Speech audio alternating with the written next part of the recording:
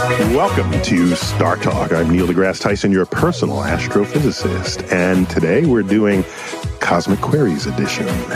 And today it's on any topic in the cosmos. And we have in studio comedian Iliza Shlesinger. You did it. Did I say it right? Yeah, if anyone could do it, it'd be you. I just Shlesinger. If you didn't do it right, came out. What hope is there? All the teachers' assistants out there. So you were the first woman and the youngest person ever to win Last Comic Standing. I did it. Wow. So forget the first woman. You're the youngest person ever. That trumps. It does, yeah. We shouldn't use, okay. The word. That information prevails.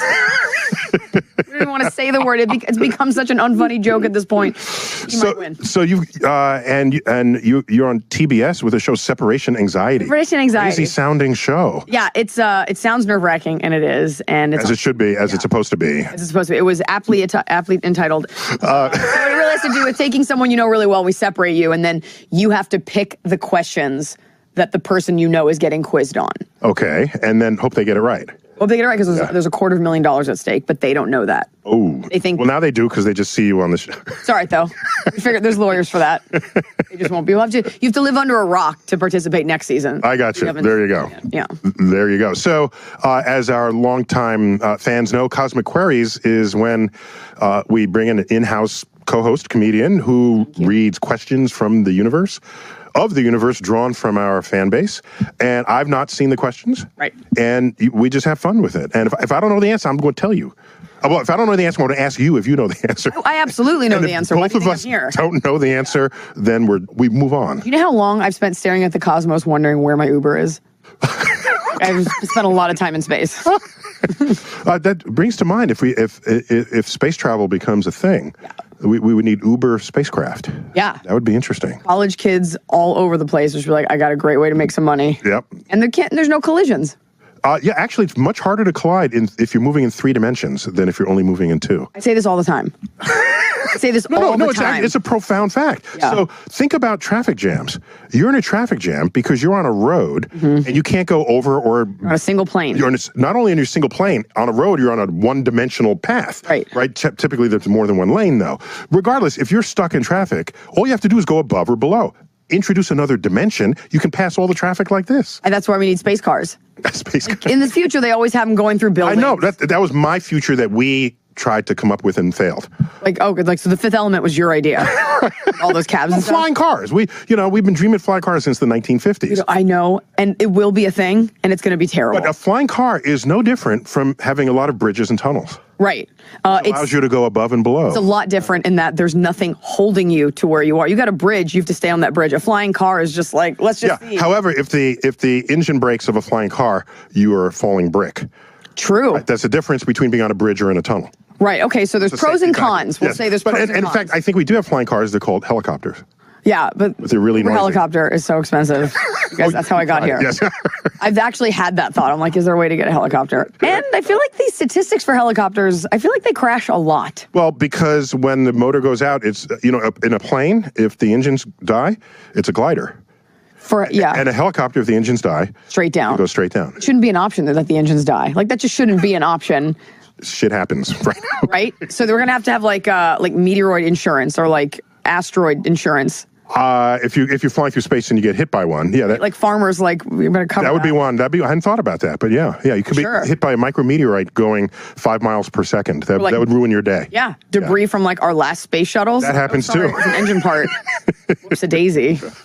Okay, fair enough. So what do you have? Okay, so do I do the Patreon page? That's your first time doing this. Yes, I hope it's not your last time. I hope it's not my last as well. Okay, we'll judge that. We'll be the judge of that. That's why I gave you the doe eyes, trying to flirt my way, which has not gotten me far. Okay. So go for it. These first? Yeah. So what happens? We have our Patreon supporters. Yes. One of the guarantees they get is if they ask a question for Cosmic Queries, then we get to ask their questions first. Okay. So I'm going to ask this one because I'm going to read it with the emphasis and the enthusiasm and the fervor that I feel they wrote this with. Good, go for it. Feel them. Yeah. Yes. All right. Also, I think this person's also a fellow Jew. You're not Jewish, I am. Okay, here we go. From Michael Cohen in Augusta, Georgia. which is weird that there's a Jew there. Hello, Dr. Tyson. This question burns in my mind. I asked NASA and wasn't satisfied with their answer. Ooh. If light can't escape a black hole, then doesn't that mean that the escape velocity of a black hole beyond the event horizon exceeds the speed of light itself? Could black holes be the exception to the speed of light as we know it? Thank you, at Cosmic Cohen. Wow, that was beautiful. Thank you. That was totally, you embodied whoever that Cohen person is. I omitted the fact that you misused than instead of then. No big deal. Did I say than? Oh, no, he did. Oh, okay. Pointing out the one part that I understand, which is literature. Be nice. He's the one Jew in Augusta, Georgia. What? Then represent. Okay, that was the question about. So it's the question is stated accurately. There are two ways to think about the black hole. One of them is that inside the event horizon, the escape velocity is greater than the speed of light. That's kind of a classical way to think about it. But what has actually happened is the space-time curvature has basically closed in on itself. There is no path out of the black hole that you can take no matter what. And so not even a beam of light can get out. So that is all true. You can't get out. By the way, just because the speed of light just because to get out of a black hole requires you travel faster than light, doesn't mean that you are. And so Einstein... Doesn't mean you can't. No, it doesn't mean you can. Right. So we're all cool. Relativity is fine. So it's really hypothetical because you physically can't do it. Correct. So it's all in theory. There is no known law of physics or observation that would enable you to escape a black hole. Not even if you take the subway. Right, correct. So yeah. So I'm disappointed that they couldn't get a good answer from NASA. I wonder where they asked. I feel like NASA was like, please stop tweeting at us. Like the Russians are hot on our tail. We've got bigger things to deal with. Please stop. Here's a mug and a hat. How did you know that? The Russians are... Because they're always hot on our tail. Haven't you been to the movies? Okay. Would you like a real question? Anything. Yeah, give me whatever you got. Okay. Mm-hmm. This one's... Is The Martian based on a true story? I'm just kidding. I was fine. Okay. This one's a good one. I'm not authorized to answer that question. I saw that movie and I was like, I guarantee if I tweet this, people will be like, oh my God, I thought so. I read the book. All right. This is from Jeff Jurchin. At Jeff Jurchin. Does space smell? Ooh, yeah. So I once tweeted an answer to that question. So somebody is not a follower. So you know what? Go back and look it up because you're lazy and there's no lazy in space. There's no lays in space. So here's what happens. Smell is a chemical phenomenon, and it involves molecules interacting with your olfactory glands.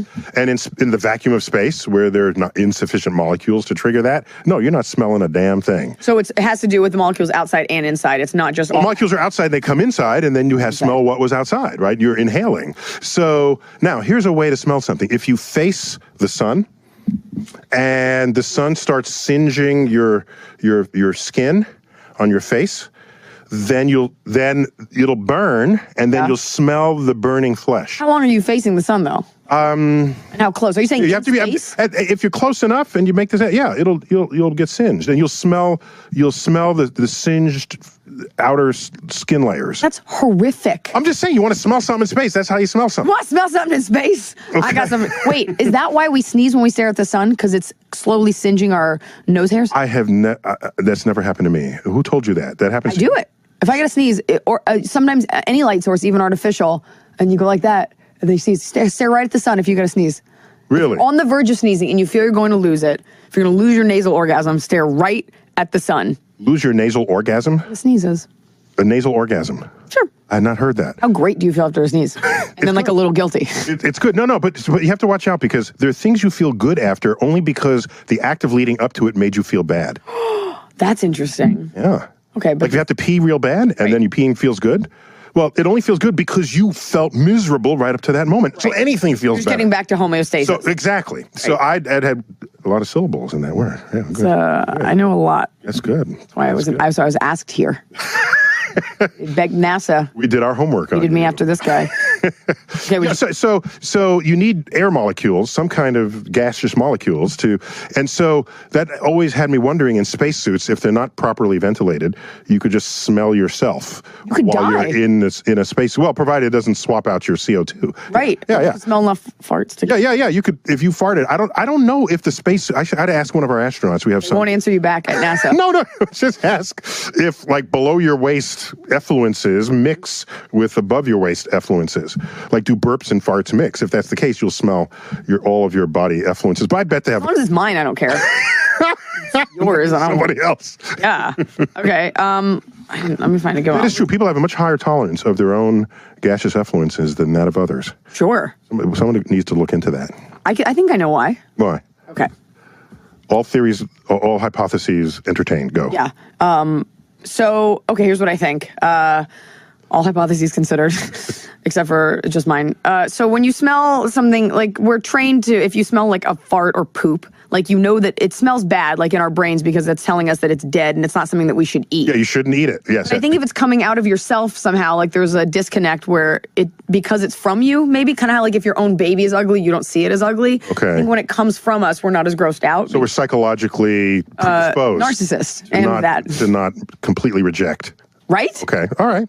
That's got to be somewhere on the spectrum, right? We got top people we can put on this. Okay, I haven't seen any so far.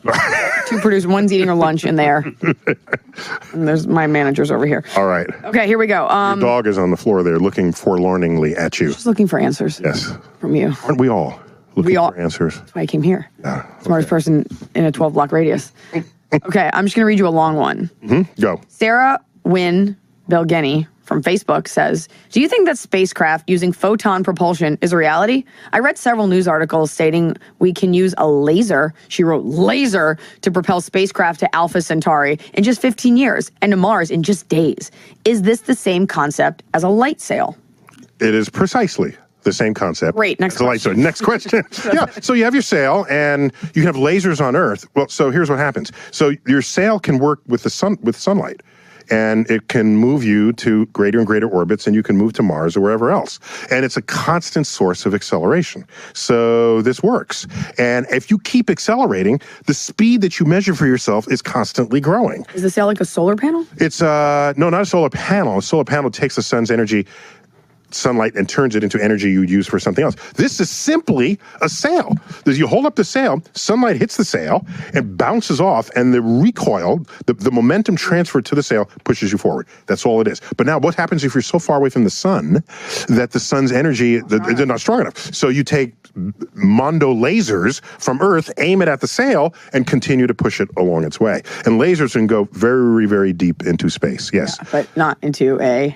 Well, you can go into a black hole but not come out. Not come out. Right, exactly. That's the right answer. Okay, here's one, because I recognize these words from science class. Okay. Pulsars, quasars, magnetars, neutron stars, white dwarfs, black holes. Are all of them simply dying stars? Yes. Next question. I'm going to look through these. No, they're all different. Wait, go back. Wait. Okay, give me the list again. So there's white dwarfs on that list. She is on the list. Okay. The sun, when it dies... Say white little people. White, is that really? Yeah, okay, you're right. And we don't say black holes, we say African American. Oh, yeah, you're right. I'm just trying to make... Yeah, that's right. So... I got to get you a better question. Wait, everyone knows they're dying stars. Wait, did you hear about the greeting card that talked about black holes? And someone thought they were talking about black hose? And like the NAACP got all... enraged by no one do the research? No. Someone looked at the card and was like, well, if black hole and other physics concepts are not in your vocabulary, right, you have no other way to think about black holes other than black hole. I mean, that's... I'm just saying, I try to jump in and say this is an education problem, not a racist problem. It is a huge, which sometimes they don't want to... It's a non... education problem. But so all of these are the dying states of stars. Stars of different mass. And our sun will die as a white dwarf, which is an object the size of the Earth. And all the rest of the mass of the sun will escape into space and make a beautiful nebula, which we call they're actually called planetary nebulae. They're misnamed, but they're beautiful spherically shaped nebulae. And you look. If you Google planetary, that's a galaxy. But planetary nebulae are just gorgeous, stunning displays. Are those the ones that looks like cotton candy almost? Yeah. Oh, Crab Nebula, that's one. No. Crab Nebula was the death of a supernova, which leaves a neutron star, a pulsar, in its core. So the Crab Nebula has you go down to the center of the Crab Nebula, there is a rapidly rotating neutron star pulsing radio waves. And when these puppies were first discovered, we thought they were so perfectly timed that people thought that maybe there was an intelligent civilization sending us signals. And you probably can't get close to it because if it's a radio wave. Well, Well, if it's too intense, it's bad for you. But we're at good enough distance, so our radio telescopes detected it. But no, they were not LGMs, little green men, which is how they were first written. LGM? Yeah. Someone says, is this an LGM or not? Look, I like how they're labeled green before we even saw them. Yeah, plus we want them to be small so that we can dominate them. Well, yeah. How do you think we're going to progress? Question. No one ever imagines BGMs, big green men. Yeah, they're probably not big. I would imagine aliens might be taller than us, but not heavier. As they were in Avatar. They were 9 feet tall. Yeah, which is a Bible. That's rhetoric. That's good. Perfect. That's how it's going to be. That's what's going to go. For sure. Okay. Movies are always right, eventually. Blue people. They could be blue. You know what pissed me off about that movie? What? Okay, they're all connected, but they got this USB ponytail, the way they can connect to their flying horses, and all of nature is one. When it was time for them to fight, the best that could happen was the rhinoceroses came, and that was it. I'm thinking, if you could summon all the power of all the living creatures on your planet, oh my gosh! Okay, but if everything, the tree would come and swat you. Oh my! If you could talk to them through your ponytail, right? Excuse me, they should have totally kicked ass. They're about intercranial Bluetooth capabilities. Yes. I can't even get my phone to connect to my Civic. I'm just saying. I can harness any other armies. I'm just saying they had way more power that they could have tapped, given the premise of that story, than they actually did. Maybe the message is when it comes time to war, maybe less is more. And they're up there praying and stuff. And I'm thinking, you have the power over nature. Put nature to work here. Right. But what can nature do for you? Yes. But when you run for president, president, what have you done for me lately? What have you done for me lately, nature? Thanks for all the shade, jerks. This is a question. What would be on? Because you said our son's going to die. Yeah. Son is totally going to die. What would be on our son's tombstone? I burned the candle at both ends. Oh, I like that. Yeah, how about that? Yeah. More tombstone options when Star Talk continues for our second segment of Cosmic Queries with Iliza. All right. You tell me, let me hear it. Iliza Shlesinger. Iliza Shlesinger. I swear paparazzi were taking pictures of you. Shlesinger. All right, we'll be right back. R.I.P. to my youth, and you can call this the funeral.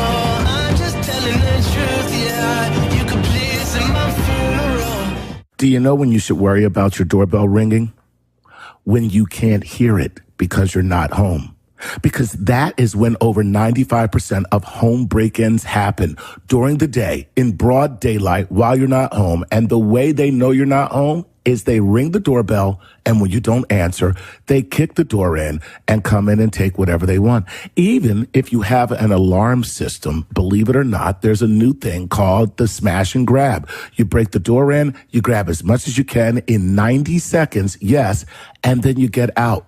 Well, you don't have to worry about any of this if you have Ring. That's right. With Ring Video Doorbell, you can see and speak to anyone at your front door or any door anywhere in the world using your smartphone. Ring's advanced motion detection alerts you even if someone doesn't ring the doorbell. It's like caller ID for your home. I certainly wish I had Ring when my house was robbed, and I live in a really great neighborhood where I pay a crap load of property taxes. No one is immune from this. Installing Ring takes minutes, and it works with either your current wiring or built-in rechargeable battery. And here's the best part. Star Talk listeners get free expedited FedEx shipping when you go to ring.com/StarTalk. That's ring.com/StarTalk for free FedEx expedited shipping. With Ring Video Doorbell, you are always home. This is Star Talk. I want to feel alive. I want to feel alive. This is Star Talk. We're back, and I'm your host, Neil deGrasse Tyson, your personal astrophysicist. My day job is at the American Museum of Natural History, where I serve as the director of the Hayden Planetarium. And I have with me Iliza Shlesinger. Yeah. Hey. I read that in your bio, and I was like, Hayden Panettiere. Oh, yeah. So I hope no one's ever made that joke. You're welcome, Hayden. I'm here. Yeah. So you do stand-up across the country. Yes. Is that right? In the world. In the world. Very cool. Does it translate to other countries? Well, they're usually English speaking. Okay. Because Sorry. of us. When I said translate, I mean, does the humor translate, not the language? Oh, yes. I thought you meant the language. It does, especially in England. No. Sometimes I'll because they get our pop culture, right? If you're asking me to come there, it's because you're a fan of my comedy. You already know. Like, Yeah, let's yeah. see what this American weirdo does. But I'll do it for the troops. I've done a lot of shows in the Middle East. Cool. That's always very fulfilling, Yeah. gratifying. And I was just in London, and Okay. their English is far superior to ours. So we think. So they think, and we The think. first I ever heard the Beatles speak. Oh, horrific. Oh my gosh! I had no idea. I was a kid, and I didn't know what the hell. That's how old I am. All British people, when you hear that, and then you hear them sing, and then Adele's like, "I've got my voice is ready to go. Gotta go on, Like, stop talking."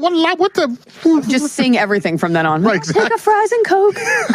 We all want to sound like the other culture. Yeah, just sing, and we're good. Before we left off, you challenged me to come up with an epitaph for the dead son. Yes. And I said I burned my candles at both ends, and that was a little lame, I think. And I want another chance. Okay. Do you have one? I have one. Okay, ready? Okay, what? The epitaph on the son's tombstone should be "Sick burn, bro." Ooh. Everyone hates me. Yeah, all right. Okay, let's. Okay, I got one. Okay. This is spoken to Earthlings who long went extinct. Okay. I tried. Oh, that's so sad. Yeah. What about I couldn't take the heat? Oh, that's good. Okay. Oh, this skill applies literally to no other avenue in my life. That's right. For, yes, celestial. Tombstone of the sun. Okay. You had one question that I felt I could answer in one answer. Really? Okay, go. That gives me one fewer that I got to answer. Go. Corey Moon at SF Moon. Someone named Moon. Yeah. I love it. What phase is he? Full. Good. Okay. Okay. I don't know any other moons. A blood moon, a harvest moon. Harvest Moon. Blood moon. What kind of sicko came up with that one? Maybe he's amber and he's a honeymoon. Is that a thing? Yeah, honeymoon is the honeymoon, June, sorry. the June full moon. I'm so focused on not sounding like an idiot that I'm like, a honeymoon. Great. It's the celestial reference. The June full moon is the honeymoon. Okay, so you're not Many people don't know that, but it is, and that's how you get honeymoon. one that most men try to avoid being. Possibly, but I wonder if June was not the traditional marriage month, and then what would the vacation you take after wedding be called? If you named it after those moons, Yeah. it would have very different sets of names. That's why it's got the word honey in it. Yeah, there's a wolf moon, there's a snow moon, there's a Snow moon. snow moon. Well, it's a winter moon. There are a lot of cultural references to moons. And the honeymoon is so named because its arc across the sky remains very low.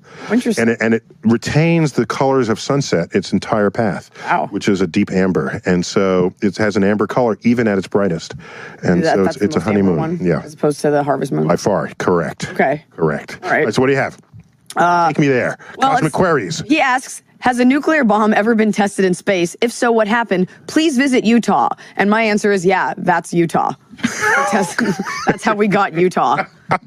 Terrible place. All right, so Question. So we have never tested a nuclear bomb in space. Chinese and the Russians. No, but Sure. the sun is a nuclear bomb. Therefore, it is being tested in space continually As we speak. by all stars throughout the galaxy and the universe. Maybe his epitaph, the son's epitaph will be testing 1, 2, and then nothing else. Testing fails. What happens if I put these atoms together? What do these two wires do? So the difference is when we create thermonuclear fusion, it is uncontrolled and it's a bomb. When the sun creates thermonuclear fusion, it's controlled and it's a star. So that's the difference. We don't know how to control it. How come when you do it, it's a star, but when I do it, it's a bomb? It sounds like an argument. Yeah, no. Sounds like a teenage galaxy arguing with the sun. How come when you do it, That would be the sun's. That would be a badass argument. son of the sun? Sun could invoke that argument. Now, the 2 times nuclear weapons have ever been used in warfare, they were detonated in the air, not on the ground. Oh, really? Yes. I didn't know that. Yes, and that is the birth of the concept of ground zero. It is the spot on the ground beneath the location of the explosion. Okay, well, which is the chills thinking about that. closest point. And there are people who calculate this. How do you maximize the blast radius to kill and damage the most? So you know exactly how much the radius is. Yeah, so you figure out what is the rate that this would grow, how much damage will it have, how much energy does it have, therefore what is the altitude? It was about 1 kilometer up. So that was detonated in the air. Then there were nuclear test ban treaties that came out, and one of them said you can't do it on Earth's surface, so then they did it underground. Why can't you do it on Earth's surface? Well, then they would scatter radioactive materials, right? So if you do it underground, then all the radioactive stays underground. In the soil? In the soil, in that one spot. So you pick a spot where nobody lives, and you do it there. Utah. Then they were banned entirely, and so... there's got to be half-lives or something. It can't just be contained. It for sure. Yeah, but it's hard. It's very hard for radioactivity to penetrate through soil. It's very hard. No. No way. It's porous at best. Yeah, but there are a lot of really, really empty places on Earth. Utah. At home of NASA's proud new. I know NASA doesn't do radioactive nuclear testing, but maybe one day. Back to the question. Utah. All right. Utah. What else you have? This is by the way, this is Cosmic Query's grab bag. So whatever, Cosmic Query's grab bag. Okay. Lou Newcomb at Lou Newcomb. Newcomb as in N-U-K-E-M? N-E-W-C-O-M-B. We were just talking about nukes. I'm sorry. Totally. I have nukes on the brain. For sure. Sorry. Okay, so it's apropos. Is active, it's not SETI, it's S-E-T-I? SETI, you can pronounce it, yeah. We pronounce it, we say the acronyms here. SETI. Go. Is active SETI a good idea? Do you agree with Dr. Hawking that it could be risky? Yes. Well, so SETI, we're searching for life in the universe. Fine. That's the acronym? Search for extraterrestrial intelligence. Okay. Yeah, okay. You didn't know what that stood for? Nope. Everybody knows what No way. Makeup artist, PR person, manager, SETI? dog on the floor? SETI, dog, Blanche, right? Blanche, did you know SETI? Yeah, she knew it. Yeah. I don't know. Why does it have to have an acronym? Because it's easier. So here's the thing. Okay. So we are looking for life. Now, there are two ways of engaging SETI. One of them is... You're looking for life in all the wrong places? We turn our telescopes and aim it at places and just see if anyone's trying to talk to us. All right? That's one way we're looking for life. That's actually pretty safe. Because if we find life, they have no idea where we are. Unless we send signals. So Hawking is concerned that if we start sending signals, announcing where we are in the position, our location and what we're saying, then maybe we would be prime candidates for being enslaved or taken over or whatever. So he's worried that it's a bad idea to announce our presence. But in fact, there's not a damn thing we can do about it because we already have. And for the past 80 years, our radio signals and our television signals have been leaking out from our atmosphere. When they talk about being on the air has nothing to do with it. Radio signals move through the dead of space like it's nobody's business. And soil. They go through soil. A certain depth of soil. The radio waves can go through a certain depth of soil. At Home Depot, they have a special... Well, they penetrate through walls and buildings. That's why... It's going out anyway. It's going out anyway. Leakage. So the earliest signs of life on Earth have already been established. And they're traveling through space. At the speed of light. At the speed of light. At the speed of light. They're billions of light years away at this point. No. Only... Nope, it's billions. 80 light years. Okay. Agree to disagree? Put your hand on mine. They've gone so far. I will agree to say you're wrong. Right. Okay, that's not what I asked. So 80 years ago is when they began. So how far away can they possibly be by now? You tell me. 80 light years. Oh, 80 light years. Yeah, because they're traveling the speed of light. Okay, but that's how that math works. In regular years is how many years? 80 years. That's it? So, why label it a light year if it's the same thing? No, because it's been going for 80 years to travel 80 light years. Now, if you want to say billions, so 80 times 5.8 trillion, that's how many miles away this I meant miles. Right now. There you go. I said years. So 80 times 5.8 trillion, so it's 8 times 6, so 48, so that's 5. Yeah, it's 400. Yeah. I'm gonna let you figure it out. I'm gonna let you say it. I don't want to embarrass you. Yes. So 80. So it'll be 400 trillion. I was close with the 4. Yeah, 400 trillion miles. Times 5 is 40. Very good. Thank you. So, I get science at my high school. So it's far. But the point is, it's going out when we couldn't control it. All I'm saying is it has washed over exoplanets that may have some kind of life, possibly intelligent life. And if they have the tools to detect our signals, they will infer what our culture is like. And I've said this many times before on the show, and we just have to suck it up that their first encounters will be things like the honeymooners. Totally. And they'll learn how... The moon, Alice! We know where the moon is! Or they'll learn how men and women treat one another from seeing the honeymooners.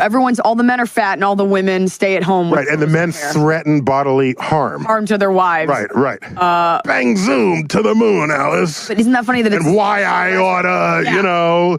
Well, I think it's also where there's so many variables to that. We're assuming that if it's intelligent life, it's more intelligent than us, and it's understanding. Like, there's so many... It's such a small equation that would be they're smarter than us and know what we're doing and are warmongering people. And right. So the reason why... We're looking for us. The reason why I don't agree with Hawking, because that's what started this. I don't agree. Hawking feels they might have evil motives.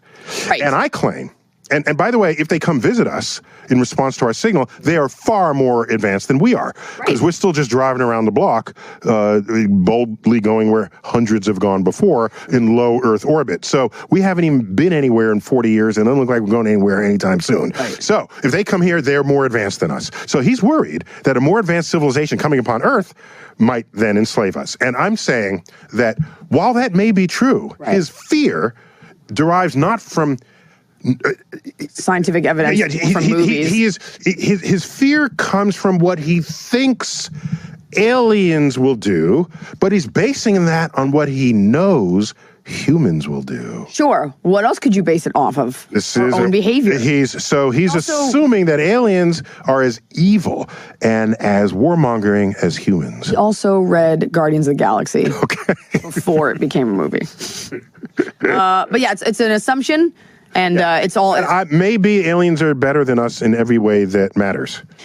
My theory that I said during the break? What's that? Was that aliens are an advanced form of humans visiting us from the future. Oh, okay. Look at their brains are bigger. All right. Their eyes are bigger, which are things you would need. You don't have to use like a nice eyeliner. Like, okay, all right, yeah. They don't have hair. We don't really need hair.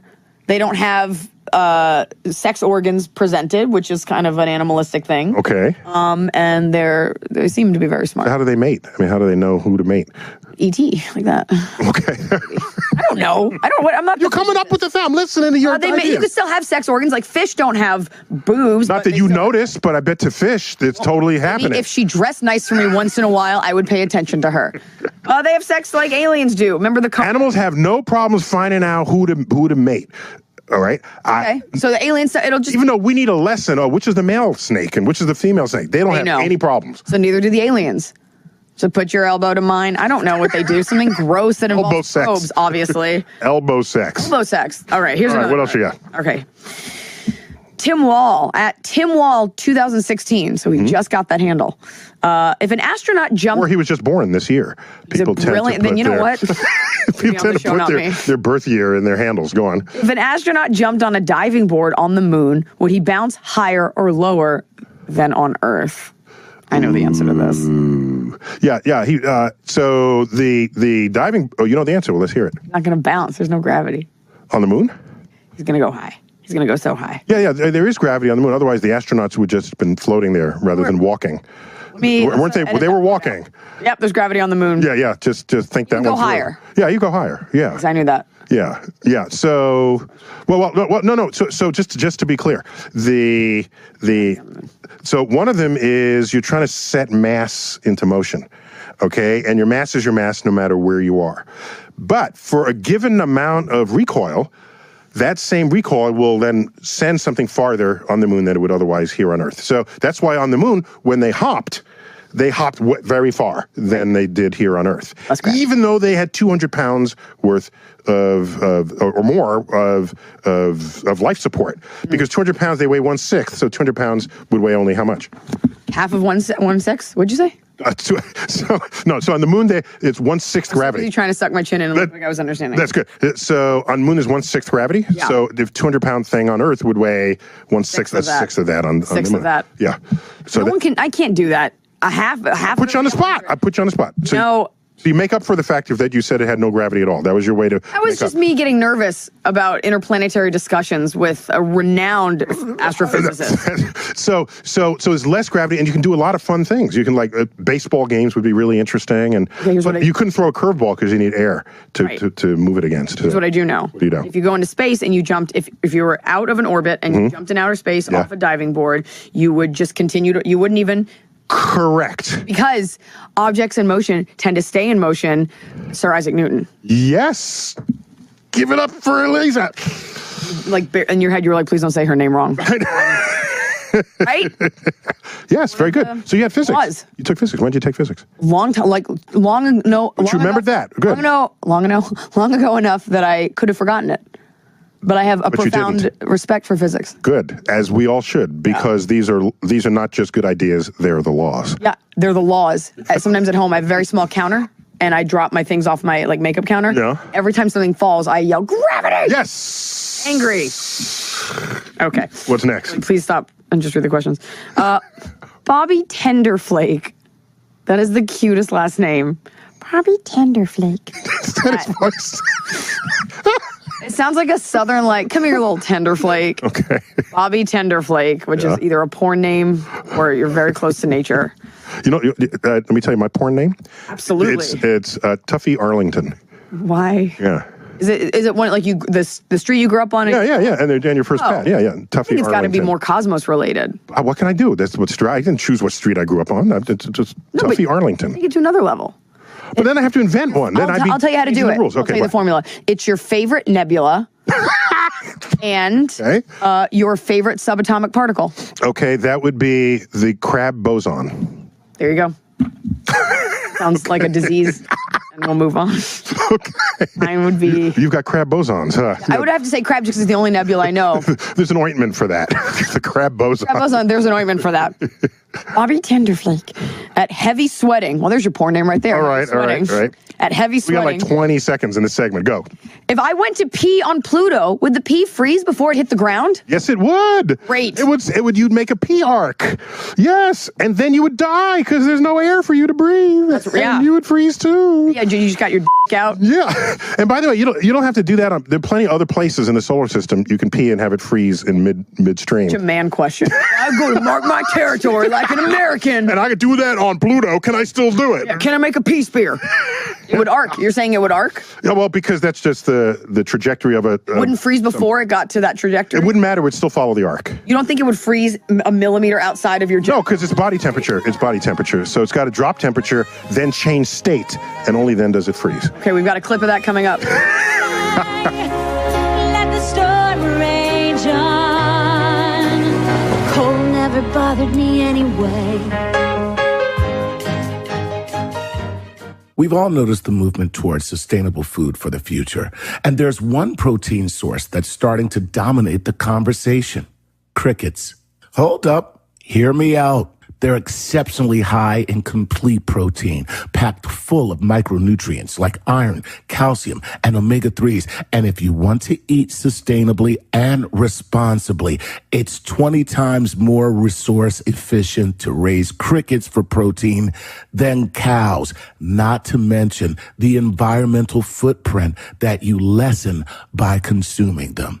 The best news? This startup called EXO, that's EXO, has made crickets easy to eat by making protein bars with cricket flour.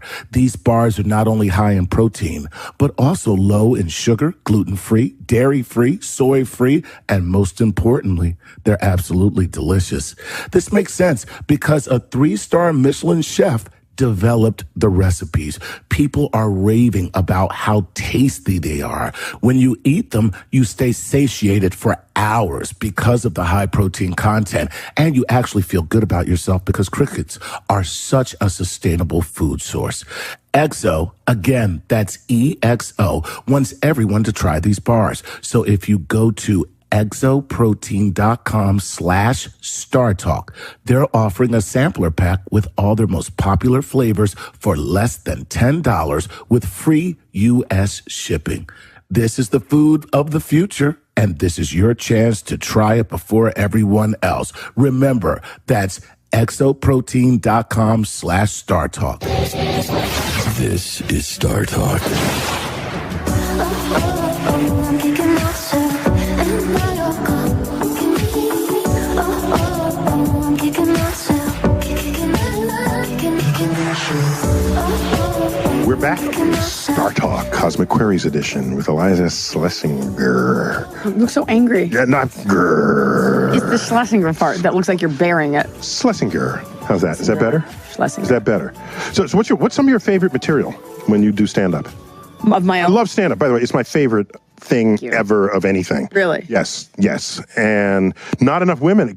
We could get some more women, please, because the first time I heard women do stand-up, oh my gosh, there's a whole swath of culture that I've never heard joked about. And bring it on. It's evolving now. I mean, of my material, you're asking me my favorite material of my material? Yeah. Well, if you guys like it, you can check out my Netflix specials. I've got Amazing Hot and War Paint, and a third one coming out. Netflix special, so like you on stage, on TV. Yeah. On Netflix. Okay, I'm there. On streaming television. Okay. On-air programming. I don't know. Observations, social observations between men and women. I love self-deprecation. I really like aggressive humor. I look at stand-up comedy as more of like a series of sketches with one person. Okay. Interesting. I like that. In your fashion. So it's colorful. It's textured. It's cosmic. It's cosmic. Yes. It's not a crab nebula. Crab nebula boson? Is that what you said it was? Crab boson, yeah. Crab boson. I love bosons. I'll have the seared crab boson. Thank you. Okay, so give it to me. Question for you is... See how many we can fit in. Go. More Emily Care, boss. At Emily Care. I don't understand what that beginning is. So it's at Emily Care, which is an old age home for only women named Emily. What are the frontiers of research in astrophysics right now? Oh, right now we're looking for dark matter. We don't know what is causing 85% of the gravity of the universe. We don't know what is making the We're gonna figure that Wait, I'm not even done. Right, and there's a pressure in the vacuum of space making the universe accelerate in its expansion against the wishes of all the galaxies that it contains. If you add up dark matter and dark energy, it is 96% of all that is driving the universe, and we haven't a clue what they are. Dark side is winning. It's Star Wars. The dark side is definitely winning this contest of knowledge. Something's out there just pulling. Yes, and we don't know what it is, but we can measure it. What does it have to do with... we don't know. I don't know. Can't even. I don't know. We shouldn't even. I've said we shouldn't even call it dark matter, dark energy. That implies we know it's matter and energy. We don't even know what the hell it is. It's evil, though. It's. We know it's evil, and it's out there, and it's pulling because it's dark, creating stretch marks on the universe. Those are two, and we're looking for life in the universe, life on Mars, life in Europa. Go for it, and Hawking is like, no. Well, this could be probably microbial. I don't think there's intelligent life lurking in caves on Mars, but life at all would be a boon to biology. They find no water bits on Mars. Yeah, but not intelligent life. That's different. Yeah, I think it's a little rude to call them. It's a jump. I think it's a jump to go from oozing water to intelligent life with civilizations. Well, you haven't been to Hollywood, so your definition of intelligent not the same as others. Yeah, so I would say that. Plus, on the biological side, which affects the search for life, we don't know how to turn organic molecules into self-replicating life. That transition which Earth did without any issues, without any help. So we don't know how to do that yet. So that's an interesting frontier. Once you figure that out, you can better decide what planet it might be happening on. Right. Yeah. Okay, well. Yeah. There's your answer. Bring it on. Care for only Emily's. Okay. Mike Armenini at Armo15. Which specific sci-fi movie would you like to see remade because the idea was fine, but the execution was awful? Ooh. Make some enemies right here today. Ooh. Remade. My least favorite genre. So I gotta, they did The Day the Earth Stood Still a second time. And it was different, but I thought it could have been better, but it was good. Tell it to him. It was good. It was good. The Day the Earth Stood Still, because that was first in the 50s or early 60s, and then the next one had Keanu Reeves, and a few others. Kathy Bates was in it. So, but didn't have for a remake. Yeah. Well, how many times are you going to do it? So I would say The Blob. I think they should remake The Blob. So that's just okay. So I guess I think sci-fi. I think he was looking for more of like a space movie. Oh, well, Blob is an alien that sucks your blood, and but it's also a that blob. was not an actor in a costume. What about Invasion of the Body Snatchers? It wasn't done poorly in the first place. I'd like to see a remake. But it was remade. A remake of the remake. Oh, yeah, okay. No one talks about originals anymore. Yeah. Are you ready for another one? Go for it. What type of music do you listen to the most? Are you inspired by music and or the arts? I'm deeply and always, and as long as I can remember, have been inspired by the arts. And my brother is an artist. He attended the High School of Music and Art in New York City. I attended the Bronx High School of Science. So very geeky, very nerdy. It's everything you think it would be is what it was. You guys got both sides of the brain covered in that. Totally covered. And I grew up with a kid artist who's now an adult artist. So that kept me sensitized, I think. And so I value what role artists contribute to society. And people say, what value is art to the security of our nation? Those are like bankers. Well, you get people who say that, but the answer is, the fact that we do art makes the country worth defending. The fact that we're allowed to create art Yes. makes it worth defending. Yes. And I listen to almost every genre of music that I can even think of. I like creativity no matter how it manifests. But if I were to pick one for the Desert Island Disc, or I would say for the space mission, all right. You have a disc man on a desert island? So just my playlist for my space mission would be heavily represented in the blues. I'm deeply, I love the blues. If I'm driving a car at night and the blues comes on the radio or whatever I'm listening to, I got to slow down, go to the right-hand lane. Just feel it. Just feel it. Just feel it. Yeah, the blues. I think every white girl secretly wishes she could sing. Really? Sing like that, yeah. Have that soul. Yeah, it's got to mean something coming out of you. Like Janis Joplin. Right, okay, so you're saying all... People say, suppose she wasn't so depressed and lived longer, she'd be more productive, then she wouldn't have been Janis Joplin. She would have been even more depressed. I can't believe this is still happening. I've been saying about it forever. Wasn't she from Dallas or from Texas somewhere? That I don't know. Okay, I don't think from Dallas, otherwise that would have been rammed down our throats. Okay. Like year 2 of Texas history. All right. Wrong. What else you have? Another one? What is antimatter?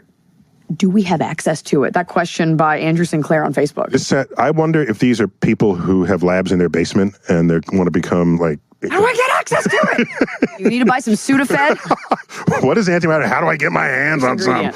So as far as we have been able to measure, all particles of matter have an exact replica of those particles, except they're made of what we call antimatter. The doppelganger. Which, if they come together, they will completely annihilate and turn into pure energy. And so it's not just we discovered it first. It was not science. Science fiction does some stuff first. We did this first. Right. All right. We came up with antimatter, predicted its existence, discovered it. How do you discover it? Oh, so it's the product of other reactions. So you have regular matter, you smash particles apart, and in the particle stream you see antimatter. And the antimatter doesn't last very long. How do you see antimatter? Well, because then it annihilates. Yeah, you see its path through back there, cloud chambers and things. You see the path that it had traveled. What about through soil? You're still worried you want to store them. Very worried about the nuclear reactions going through soil. So it is real, and it would be matter, antimatter engines would be the most powerful engines, the most efficient engines we would ever know how to make if you're traveling through space, because you start with matter and then you have pure energy. And if your car that you drive, you said a Civic, or you were joking about a Civic. What is it? It's like only 20 or 30% at most of the energy of the gas you put in the engine is going to move your car forward. The rest gets dissipated as heat. That's why your car gets hot when you drive it. Imagine if all that energy went in to propel your car. You'd be going 200 miles an hour. Harnessing energy. Harnessing energy is all about expended energy. It's all about that. Exactly. And if all of your matter becomes energy, you got it. There you go. Who do you think will win in the race to harnessing antimatter first, us or the Russians? Why do you have Russians on the front? It's like, still maybe talk about You want the Cold War to come back? What? Well, I don't think it ever left. We have more resources than the Ruskies do, so maybe said it. Maybe it's us. He said it. Das Vidanya. All right, let's go to a lightning round. Okay. Try to get as many questions as I can, and I'm going to answer in sound bites. Okay, are you ready? Go. Do I say the name of the person?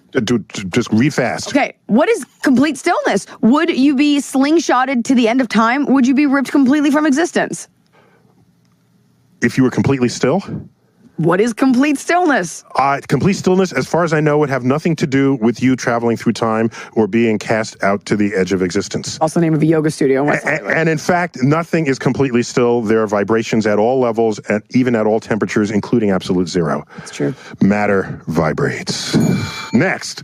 By the way, it just vibrates more if it's hotter. But even at absolute zero, quantum fluctuations create vibrations in matter. And at the smallest level. Exactly. Go. Okay.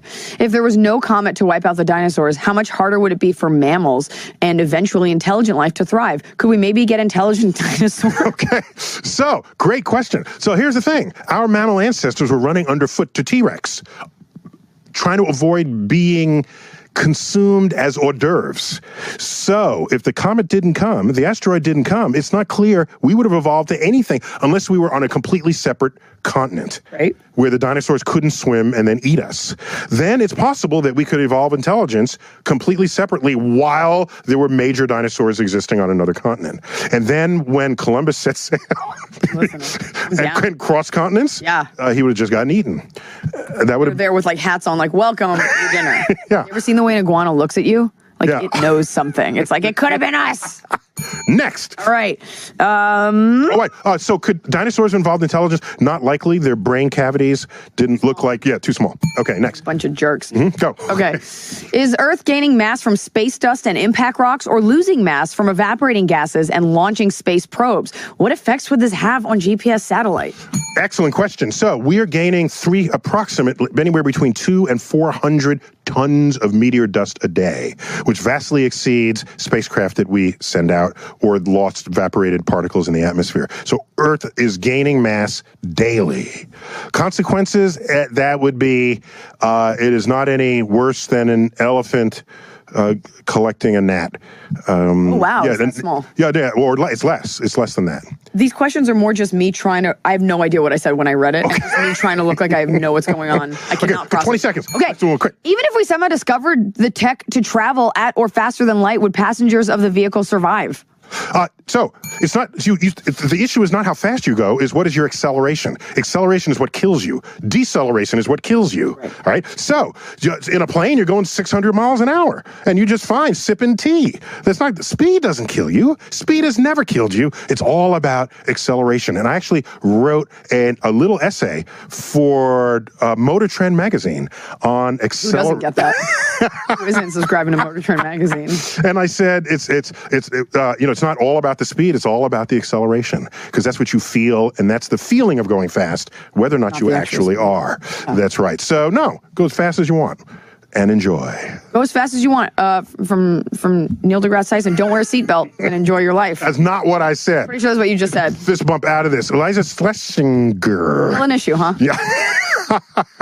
We will look for you on Netflix and on TBS. Please do. Coming to a galaxy near you. A galaxy near you. A stand-up galaxy near you. Avoid pulsars. They're bad for your health. Dark matter. We got to shut it down here, but when Star Talk continues, Bill Nye and Chuck Nice take over the studio for a special segment of Maker-themed Cosmic Queries. I can feel the celestial beams. Let me tell you about the Blue Cash Preferred Card from American Express with 6% cash back at U.S. supermarkets on up to $6,000 in purchases. That means you get 6% cash back on chocolate chip cookies, double chocolate chip cookies, and the elusive triple chocolate chip cookie. It's cash back, backed by the service and security of membership. Start earning cash back at AmexBlueCash.com. Terms apply. This is Star Talk.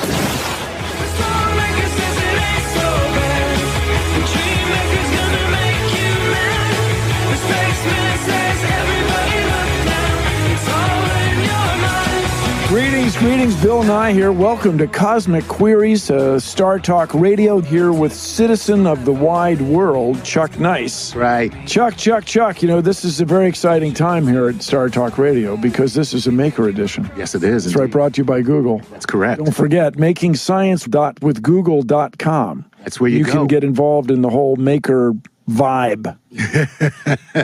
You have a query. Yes, I do. Question from a listener, a viewer, a person. Let's read this one from Tom Ricks from Tom Facebook. Ricks. Tom Ricks from Facebook would like to know this. He says, Bill Nye the Science Guy. Yes. How long do you think it will be before we can print a 3D agricultural crop in order to reduce CO2 emissions and water consumption? We have all the ingredients, right? So he's talking about forget going to space and printing something. Can we print something here and now, namely food? Yeah, I thought he wanted to print a crop. He does. He wants to. Pretty aggressive. He wants to our agricultural crops in order to reduce CO2 emissions and water consumption, which is very important. So, Tom, I think I follow you, but you want, if I understand this, you want to eat a 3D printed plant. Yes. So right at our current state of the art, you're going to be eating plastic. Okay. Oh, that doesn't work. Why would you put the crop out in the sun if it's 3D printed and stuff like that? So we may have, if I can use the verb, conflated a couple ideas. Mm-hmm. Very reasonable that you'll be able to 3D print beads that hold water in the soil, right? So that there's less evaporation. That's very reasonable to me. Or maybe even a mat for planting your crops akin to mulch. Plastic mulch, do you know what I mean? Are you hip to mulch? Traps the moisture. Yeah, and keeps weeds from coming through. So the moisture doesn't evaporate back into the atmosphere. Fast, right? But you don't want to have it too sealed up. Then you get fungi of various brands. Yes. So I think I know what you're driving at. Inside of my sneakers. Oh, that's a lot of information, Chuck. So I think I know what you're driving at. We would have custom-made mulch mats to plant our crops in, and they could be 3D printed, the mulch mats. So there is an application, his idea may have been slightly askew, but there is an application for 3D printing in agricultural. Oh, man, heavens, yes. Yeah. Just like, one of the things you got to learn, I think, as a farmer, is welding. This is to say, when stuff breaks, those people are continually repairing things, discs and harrows and things. You know what? Now, see, what you just said there just struck in me a little chord, because it seems like every movie or television show that you watch where the people are out on a farm and they're like, have all these acres around them, anything that breaks, they immediately start to go in and fix it. The tractor breaks, they fix. You never see them call somebody. Tractor Co. Yeah. They fix everything that's on there. Farm guy skills, I guess. Farm gal skills. And so it's very reasonable that you would have 3D printers for farm equipment. And so what I'm imagining in the not too long future, Chuck, not that it's all about Bill and his imagination, we're responding to, is it Tom's question? This is, yes, Tom Ricks. Yes.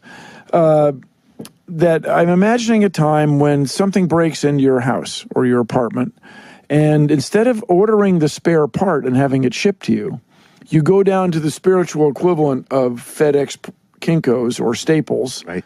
And at that place, they make you a new part. Just make their big 3D printer, which they have air cooled and is large and very accurate. You don't have to have one at home, right? And then in the same way, certain gearheads keep a collection of wrenches around. Right. There'll be certain gearhead type people that have a 3D printer at home. I know guys with milling machines and lathes at home.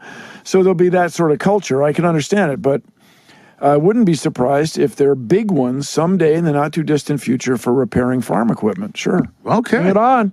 Nice. Bring it on. But you don't want to eat what's printed. That's what threw me off a little. Yeah. Probably not. So the application is mostly for assisting in. But I can imagine 3D printing some candy, right? Yes, because very you easy. Can melt the sugar the same way why like not glass, and you print out some your 3D printed seaweed.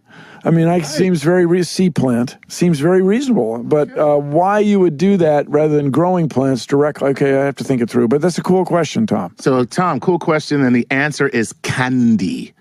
You'll be able to print candy. Candy. There's a 3D printer handy, and it's going to be dandy. Okay, wide citizen of the wide world, Chuck. What's our next query? Here we go. Now, this might be another conflation. However, I know where he is coming from, and this is Jason Harvey coming to us from Twitter. And Jason would like to know this. Can we 3D print an animal? And then he goes a little crazy, and then start it up with an electric shock. It's alive! It's alive! The pitchforks, the citizens, the towns, the villagers. Pitchforks. Why are they out there with pitchforks and just don't torches? trust the doc. Oh. Doc Frankenstein. So everybody. Just wanted to pet the rabbit. It's very reasonable to me that people will be able to 3D print someday DNA. You'd make a synthetic organism. Holy crap. Whether you'd build a whole woolly mammoth from scratch from a 3D printer, that might be harder. Yeah, but that's a little mind-blowing what you're saying right there. I'm just saying it because people are talking about it. So, and you don't mean like a model of the 3D. I'm making a virus from a molecular machine printer, gizmo. Wow. Holy crap. And then making a single cell. Right. And then fusing it and having it grow into a mammoth. Or a chuck. Believe me, you went the mammoth before you went the chuck. No, I believe you. You didn't lose me on that. I don't think I'm alone. This is another one of these things where I would like to talk it over with Chuck's wife. I bring it up every show. Oh, believe me. She would prefer a mammoth. She would prefer a mammoth over another chuck. Yeah, that's for sure. Yeah, and probably much easier to care for. Yes. You yes, know? Lower maintenance. More logical. And probably sheds less than I do. Can't hear you. A lot of information. A little too much, Chuck. Okay. All right, here we go. Cool question, Jason. That is a very cool question, and I have to tell you that I am just slightly disturbed by the 3D printing of DNA. It's very and a single-cell organism that still has the ability to proliferate. Look at us. We start from a single cell. Yeah, you're right. Ooh. And don't tell me you haven't held a single cell. An egg, a chicken egg is a single cell. You know, I never thought of it that way, but you're right. It's a cool thing of which to think. Yes. I don't think we're as delicious in our nascent stages. Can't hear you. All good. Can't hear you. Try another one. Just a couple minutes left in this segment. Let's move on. Okay, here we go. This is from Ian Landy from @TechnoLandy on Twitter. Any thoughts on if any age is too young to try maker spaces and 3D printing? I had my kids do an hour of code. I'm not sure. An hour of code. A code hour. Okay, I don't know what that is. Sounds fine. I don't see if a kid is into it, I don't think you can have any trouble. Just how much plastic do you want to waste? Or how embarrassed are you willing to be when the kid makes this fabulous thing that you never thought of? Mm-hmm. So if your kids are able to run a 3D printer and write code for an hour, I mean, more power to them. Yeah, now, in general, I'm sure Ian's kids are exceptional. Yes. Because all of our Star Talk listeners are way above pretty up average. there. Yes. I have to say. Yes. The average Star Talk listener is far above average. How do you know that? I was trying to make a joke. No, I'm serious. Really going for it. I'm serious. Get over yourselves. I talk to them on Twitter all the time. A lot of them have like words like doctor before their name, stuff like that. You know. All right. Well. Who knows what controversy I've gotten myself into with these offhanded DNA musings. All I can tell you is this. We live in a country where children are allowed to play with guns legally. So, like, they're passing legislation to say that it's okay for children to shoot guns at ranges. So I don't see where 3D print... Hey, better yet, why don't you get your kids to 3D print a working firearm? No, that's been done, Chuck. That's been done. On. Oh, yeah, that program exists online. Oh, stop it. Yeah, you can download it. Oh, come on. But you need a printer that works, accurately enough. Oh, you're killing me. I hope not. But yeah. You're killing me with your 3D gun. Yeah, so are you for real? There are no laws? Wait a minute, Bill. I'm really upset here. There are no laws to stop you from printing a firearm with a 3D printer. As far as I know, not. Maybe they're proposed, but even if there were laws, Chuck, this is the electric internet. All the kids are using it, so it could be transmitted around. The thing is, you need the material, and you still need bullets and all that stuff. So, oh my God. Deep breath. So, speaking of deep breath, this is Star Talk Maker Edition. I'm here with Chuck Nice. I've been your host, Bill Nye. Keep looking up.